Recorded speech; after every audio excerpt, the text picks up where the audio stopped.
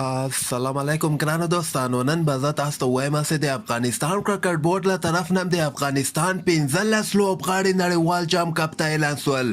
دغه لوبغاړي زه تاسو ته ښیم، خو تاسو په نظر باندې دغه لوبډله څنګه د خپل نظر هم لاندې ما سره په کمنټ کې شریکولی شئ.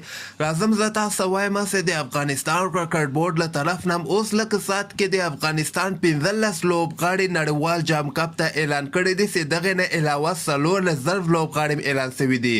دغه لوبډله تاسو کتلی سئ چې په دغه کې رحمان الله ګوربز ده، حضرت الله زازی ده، ابراهیم زدران ده، درویش رسولی دوباره راوستلی ده، نجیب زدران ده، قیس احمد اخیستلی ده، عثمان غنی ده، د دې علاوه محمد نبی ده، مجیب زدران ده، عظمت الله عمرزی ده، سلیم صافي بیرته لوبډلې ته راوستلی ده، رشید خان ده، فضل حق فاروقي ده، فرید ملک ده او نوین الحق ده.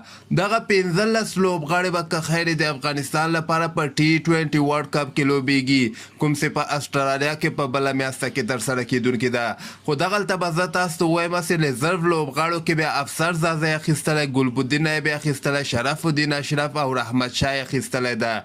نو که تاسو وګورئ ماته خو بهترینه لوبډله ښکاري چې خاص کر درویش رسولي او سلیم صافي راتګ سره به د افغانستان لپاره ډېر ښه خبرې، خو ښه خبر پکې دا ده چې هغه سمیع الله شینواری باسلی، حشمت الله شهیدي باسلی ده چې په بیخي په ټیم کې ځای هم نه جوړېده او دغه یو ډېره ښه فیصله یې کړې ده چې سمیع الله شینواری خوا کړې ده. خو د منګه زازی اخیستلی ده. خو زه خیر تاسو هم خپل نظر لاندې ما سره په کمنټ کې شریکولی شئ او همدغسې تازه خبرو لپاره تاسو دغه چینل هم در سره سبسکرایب کولی شئ.